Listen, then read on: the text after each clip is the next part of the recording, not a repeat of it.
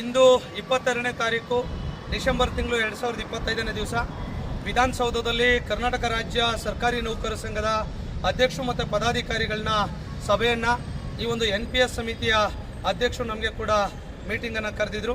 ಈ ಮೀಟಿಂಗ್ನಲ್ಲಿ ಆರ್ಥಿಕ ಇಲಾಖೆ ಅಧಿಕಾರಿಗಳು ಕೂಡ ತೇಜು ಸರ್ ಅವರು ಕೂಡ ಪಾಲ್ಗೊಂಡಿದ್ದರು. ಅದರ ಜೊತೆ ನಮ್ಮ NPS ನೌಕರರ ಸಂಘದ ಅಧ್ಯಕ್ಷರುಗಳಿರ್ಬೋದು, ನಮ್ಮೆಲ್ಲ ಸಂಘದ ಜನರಲ್ ಸೆಕ್ರೆಟರಿ, ಆಮೇಲೆ ಜೊತೆಗೆ ಆಫೀಸ್ ಬೇರರ್ಸ್ ಎಲ್ಲ ಕೂಡ ಭಾಗವಹಿಸಿ ಎಲ್ಲ ಕೂಡ ವಸ್ತುನಿಷ್ಠ ವರದಿಗಳನ್ನು ಇವತ್ತು ಸಮಿತಿಯ ಅಧ್ಯಕ್ಷರ ಮುಂದೆ ಮಂಡಿಸುವಂಥ ಬಹುದೊಡ್ಡ ಕೆಲಸವನ್ನು ನಾವಿವತ್ತು ಮಾಡಿದ್ದೇವೆ. ಸಮಿತಿಯ ಅಧ್ಯಕ್ಷರು ನಮ್ಮೆಲ್ಲ ಮನವಿಯನ್ನು ಅತ್ಯಂತ ತಾಳ್ಮೆಯಿಂದ ಆಲಿಸಿದ್ದಾರೆ.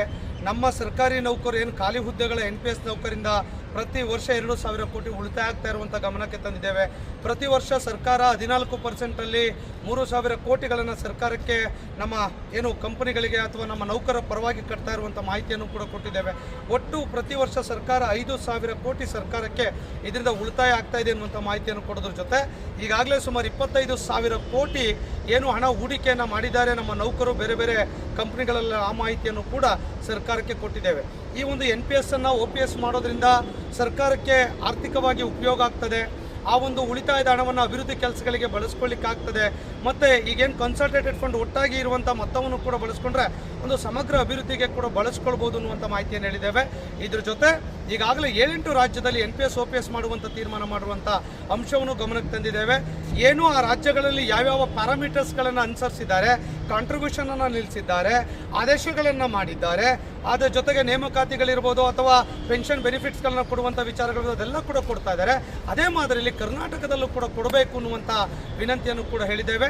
ಅದಕ್ಕೆ ಸಂಬಂಧಪಟ್ಟಂತೆ ಆ ಕಮಿಟಿಗೆ ಅಧಿಕಾರ ಏನಿದೆ ಅಂದರೆ, ಈಗ 3 ವಿಷಯಗಳ ಬಗ್ಗೆ ನಾವು ಸರ್ಕಾರದ ಮುಂದೆ, ಆ ಸಮಿತಿ ಮುಂದೆ ಪ್ರಸ್ತಾಪವನ್ನು ಮಾಡಿದ್ದೇವೆ. ಮೊದಲು ಕಾಂಟ್ರಿಬ್ಯೂಷನನ್ನು ನಿಲ್ಲಿಸಲಿಕ್ಕೆ ಆದೇಶವನ್ನು ಮಾಡಿಸಿ NPSನ OPS ಅನ್ನು ಮಾಡಿ, ಜೊತೆಗೆ ಏನು ನಾವು ಕೊಟ್ಟಿರುವಂಥ ಇಲ್ಲಿವರೆಗೆ ಕಟ್ಟಿರುವಂಥ ಮೊತ್ತವನ್ನು ನಮ್ಮ GPF ಒಂದು ಅಕೌಂಟ್ ಓಪನ್ ಮಾಡಿ ಆ GPF ನಿಧಿಗೆ ಕೊಡುವಂಥ ಕೆಲಸವನ್ನು ಮಾಡಿಕೊಡ್ಬೇಕು ಅನ್ನುವಂಥ 3 ಡಿಮ್ಯಾಂಡ್ಗಳನ್ನು ನಾವು ಕೂಡ ಅವ್ರಿಗೆ ಹೇಳಿದ್ದೇವೆ.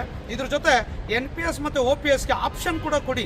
ಭಾಳ ಜನ ಅಲ್ಲಿರಬೇಕು ಅಂದರೆ ಇರಲಿ, OPS ಅಲ್ಲಿ ಬೇಕಾದರೂ ಇರಲಿ, ಅವರ ತೀರ್ಮಾನವನ್ನು ಅವ್ರು ಮಾಡಿಕೊಳ್ಳಿ. ಆದರೆ ಈ ಕೆಲಸಗಳನ್ನು 4 ಕೆಲಸಗಳನ್ನು ಆಗಲಿಕ್ಕೆ ಸರ್ಕಾರಕ್ಕೆ, ಇವತ್ತಿನ ಮಾನ್ಯ ಮುಖ್ಯಮಂತ್ರಿಗಳಿಗೆ ತಮ್ಮ ಸಮಿತಿಯ ಸ್ಪಷ್ಟವಾದ ಶಿಫಾರಸನ್ನು ಮಾಡಬೇಕು ಅಂತೇಳಿ ಈ 4 ಸಂಗತಿಗಳ ವಿಷಯಗಳಿಟ್ಕೊಂಡು ಇವತ್ತು ಮೀಟಿಂಗ್ ಆಗಿದೆ.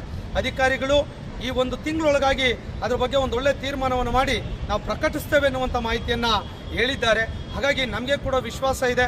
ಯಾಕಂದರೆ ನಾವೀಗ ತುಂಬ ಸೀರಿಯಸ್ ಆಗಿ ಮನೆ ಮುಖ್ಯಮಂತ್ರಿಗಳಿರ್ಬೋದು, ಮುಖ್ಯಮಂತ್ರಿಗಳ ಅಪರ ಕಾರ್ಯದರ್ಶಿಗಳಿರ್ಬೋದು, ನಮ್ಮ ಫೈನಾನ್ಸ್ ಸೆಕ್ರೆಟರಿ ಅವ್ರ ಜೊತೆ ಒತ್ತಡವನ್ನು ಹಾಕಿ ದಿನಾಂಕವನ್ನು ನಾವು ನಿಗದಿ ಮಾಡಿ ಇವತ್ತು ಸಭೆಯನ್ನು ಮಾಡಿರುವಂಥದ್ದು. ಭಾಳಷ್ಟು ಜನ ಬೇರೆ ಬೇರೆಲ್ಲ ಕೂಡ ನಮಗೆ ಕರೆದಿದ್ದಾರೆ ಅಂತೇಳಿ ಅದು ನಮ್ಮ ನೆರಳಿನಲ್ಲಿ ಕೂಡ ಅದು ಬಳಸ್ಕೊಳ್ಳುವಂಥ ಕೆಲಸ ಮಾಡ್ತಾ ನಾನು ಅದ್ರ ಬಗ್ಗೆ ಟೀಕೆ ಮಾಡೋದಿಲ್ಲ. ಯಾಕೆ ಅಂದರೆ ಈ ಕಮಿಟಿ ಮಾಡಿದಾಗಲೇ ಕೂಡ ಅವ್ರು ಧಿಕ್ಕಾರವನ್ನು ಮಾಡಿ, ವಿರೋಧವನ್ನು ಮಾಡಿ ಪ್ರೆಸ್ ಸ್ಟೇಟ್ಮೆಂಟ್ ರಿಲೀಸ್ ಮಾಡಿದ್ರು. ಈಗ ಆ ಕಮಿಟಿ ಜೊತೆಗೆ ಮೀಟಿಂಗ್ ಮಾಡಬೇಕು ಅನ್ನುವಂಥ ಬರುವಂಥದ್ದು ಅತ್ಯಂತ ಹಾಸ್ಯಾಸ್ಪದ ಮತ್ತು ನಗು ತರುವಂಥ ವಿಚಾರ ಅಂತ ಹೇಳಲಿಕ್ಕೆ ನಾನು ಬಯಸ್ತೇನೆ. ಅಂಥ ವಿಚಾರದ ಬಗ್ಗೆ ನಾನು ತುಂಬ ಹೆಚ್ಚಿಗೆ ಮಾತನಾಡೋದಿಲ್ಲ. ಕರ್ನಾಟಕ ರಾಜ್ಯ ಸರ್ಕಾರಿ ನೌಕರರ ಸಂಘ ಸ್ಪಷ್ಟವಾಗಿ ಇವತ್ತಿನ ಸಮಿತಿ ಮುಂದೆ ನಮ್ಮ ವಿಚಾರಗಳನ್ನು ಮಂಡಿಸಿದ್ದೇವೆ. ಅದು ಸೋಷಿಯಲ್ ಮೀಡಿಯಾದಲ್ಲಿ ಎಲ್ಲ ಡಾಟಾಗಳನ್ನ ಅಪ್ಲೋಡ್ ಮಾಡ್ತೇವೆ, ವಿತ್ ಸ್ಟಾಟಿಸ್ಟಿಕ್ಸ್ ಸಮೇತ ಹೇಳಿದ್ದೇವೆ. ಸರ್ಕಾರ ಅದನ್ನು ಸ್ವೀಕರಿಸಿದೆ, ಸಮಿತಿ ಸ್ವೀಕರಿಸಿದೆ.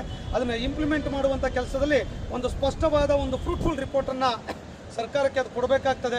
ಆ ಕೆಲಸವನ್ನು ಇನ್ನೊಂದು ತಿಂಗಳಲ್ಲಿ ಮಾಡ್ತೇವೆ ಎನ್ನುವಂಥ ಮಾತನ್ನು ನಮ್ಮ ಸಮಿತಿ ಅಧ್ಯಕ್ಷರು ಕೂಡ, ಅಪರ ಮುಖ್ಯ ಕಾರ್ಯದರ್ಶಿಗಳು ಕೂಡ ನಮಗೆ, ಉಮಾ ಮಹಾದೇವನ್ ಮೇಡಮ್ ಅವರು ಕೂಡ ನಮ್ಗೆ ಹೇಳಿದ್ದಾರೆ ಎನ್ನುವಂಥ ಮಾತನ್ನು ಈ ಸಂದರ್ಭದಲ್ಲಿ ಹೇಳ್ತಾ, ರಾಜ್ಯದ NPS ನೌಕರರ ವಿಚಾರದಲ್ಲಿ ಸಂಘಟನೆ ಸ್ಪಷ್ಟವಾಗಿದೆ. ಕಳೆದ 1 ವಾರ ನಿರಂತರವಾಗಿ ನಾನು ಹಿಂದಿನ ಸಮಯದಲ್ಲೂ ಕೂಡ ಹೇಳಿದೆ, ನೆಕ್ಸ್ಟ್ ವೀಕ್ ಮೀಟಿಂಗ್ ಕರೀತಾರೆ ಅಂತೇಳಿ.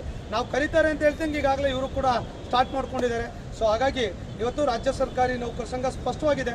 ನಿಮ್ಮ NPS OPS ಮಾಡುವಂಥ ವಿಚಾರದಲ್ಲಿ ನಾವೆಲ್ಲ ಕೂಡ ಒಟ್ಟಾಗಿ ಸೇರಿ ಒಂದು ಸ್ಪಷ್ಟ ನಿಲುವನ್ನು ತೆಗೆದುಕೊಳ್ತೇವೆ.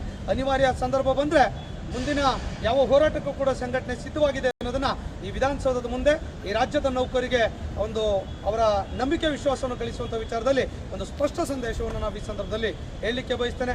ಎಲ್ರಿಗೂ ಕೂಡ ನಮಸ್ಕಾರ, ಜೈ ಹಿಂದ್. ಕರ್ನಾಟಕ ರಾಜ್ಯ ಸರ್ಕಾರಿ ನೌಕರರ ಸಂಘಕ್ಕೆ, ಕರ್ನಾಟಕ ರಾಜ್ಯ ಸರ್ಕಾರಿ ನೌಕರರ ಸಂಘಕ್ಕೆ, CS ಸಲಕ್ಷರೆ ಅವರಿಗೆ